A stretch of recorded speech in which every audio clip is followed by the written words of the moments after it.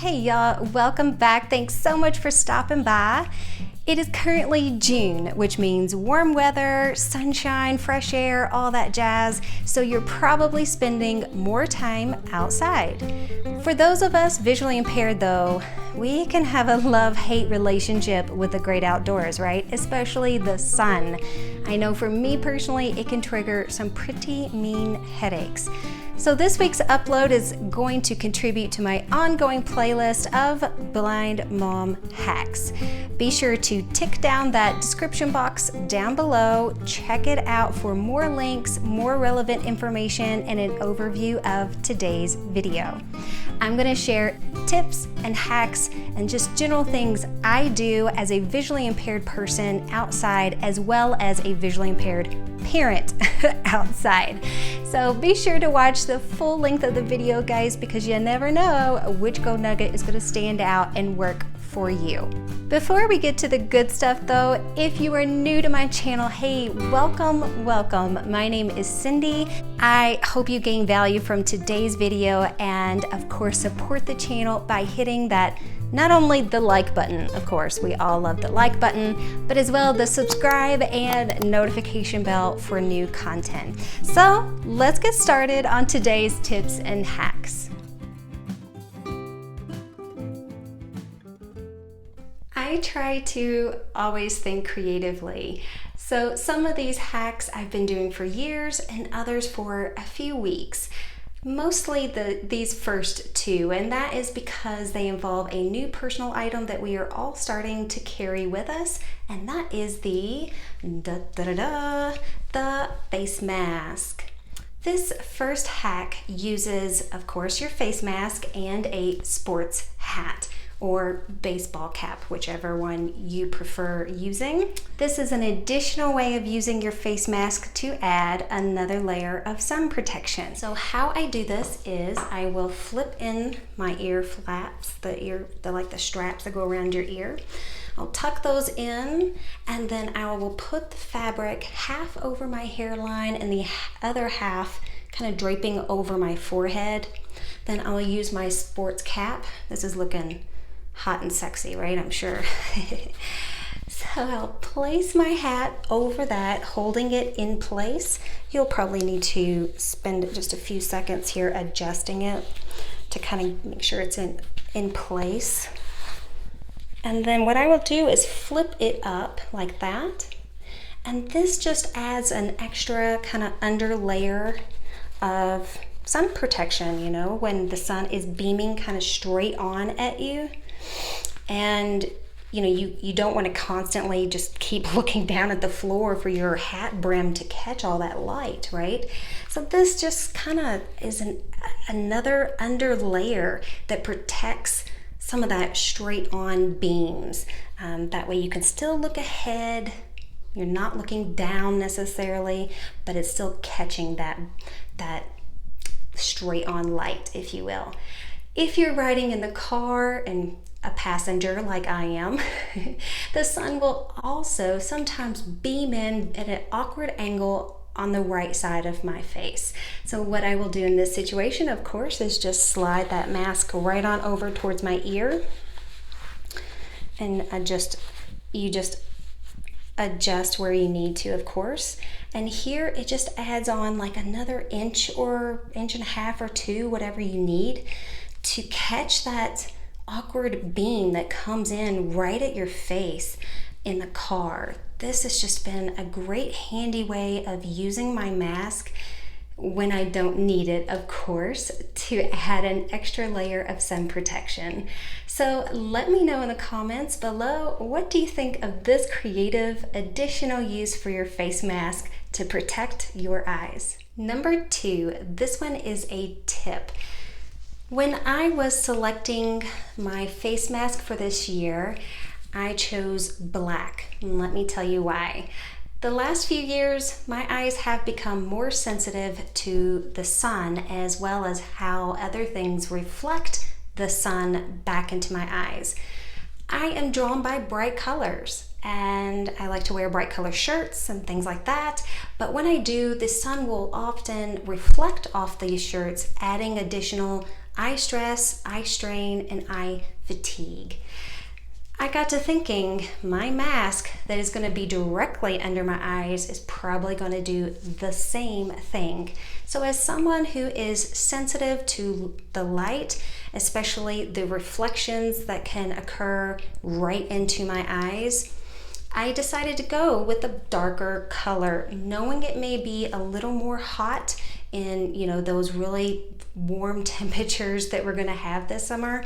I am prone to headaches, so that is why I still chose my eye protection over, comfort, as far as wearing a bright color that's going to be cooler and a dark color that's going to protect my eyes more. So keep this in mind when you're selecting your face masks this year. This hack is an alternative way to watering your indoor or outdoor plants. This is a flower pot I have in the front of my home. Sometimes on a bright sunny day, if I'm going in and out, I prefer to keep my eyes closed and protected, so I like this to be a tactile job. I will use ice cubes to water them. So I'll grab a pitcher from inside the house, fill it up with ice, and then use my hand to place the ice cubes around the base of the flower. I think this keeps the soil moist longer because, when you water, sometimes the water goes straight through the pot, drains out, and the soil will dry out again on a hot day. The ice will slowly melt though. It's a slow drip into the soil, so I just think it keeps it moist longer. That's just my opinion. You can put the ice on the foliage directly, I think. I have not noticed any damage or shock to the plant when I do this, but you may want to keep an eye on them to make sure that that is okay if you do it continuously. But this is, a useful hack on a bright sunny day to make watering easier. During that last hack, it got really windy and hot outside. So we're going to be indoors now, and that works because the next few tips that I have, I'm going to do in a discussion format to help give some background and explanation for. By the way, guys, if you're still with me, you like what you've heard and seen so far, I hope you give me a thumbs up. This tip is kind of common sense. It's very simplistic, but I don't hear too many in our community talk about it very much. So I'm going to throw it out there in case it could help you and it's just extra food for thought.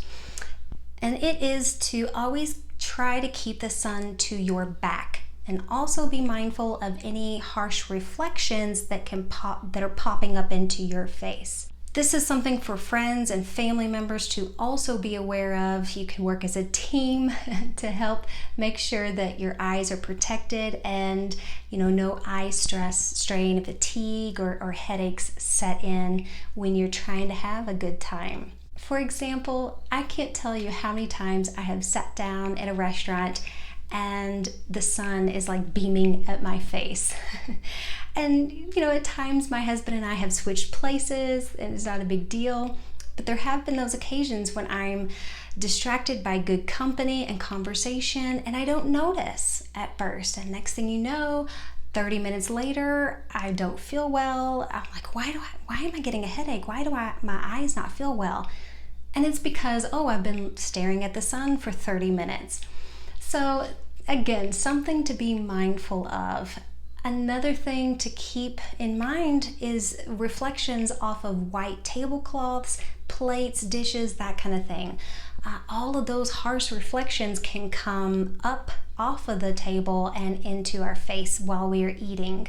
So keep these things in mind, especially if your friend is visually impaired or family member is. This is one way that you can help make their experience better. This next tip, many VIP parents have caught on to, but I think it can be tweaked to assist anyone who is visually impaired in a social group type of atmosphere.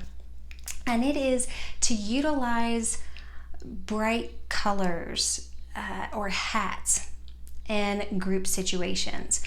For example, this summer my kids, they finally started wearing hats, and we found some cute character ones that they love wearing. It's an extra visual element that has made it easier for me to track them on playgrounds, birthday parties, parks, that kind of thing. Again, this can apply to anyone. If you're going out with a group, you're going out with family, anything like that, you can ask them and say, hey, do you mind? It might be a little crowded. Not that we have very many crowded social interactions these days, but file this away for later. Ask them though, do you mind wearing a bright color or a hat or something that may be a bit easier for me to track visually this evening? That kind of thing. Just anything that would help them stand out a little bit more so in a group of people. This can help overall and go a long way to improving your experience that night, especially if for some reason there's any kind of separation between you and your group. All right, here we go. Last tip of the day. This one is actually safety related. I was browsing my phone the other day, landed in the medical ID section, and I noticed a lot of it was actually out of date. It was no longer accurate.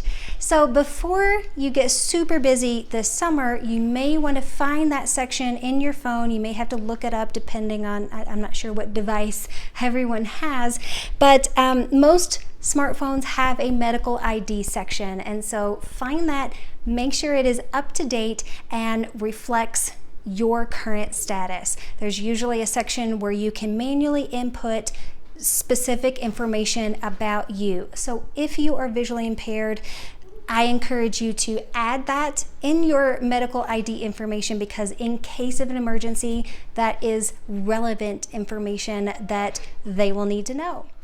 Before you go, guys, make sure you pop down below in the comment section. I want to know what your favorite tip or hack was in today's video, because y'all know I love your feedback. There will be some other videos popping up on my right and left. If you have not checked those out yet, please do so.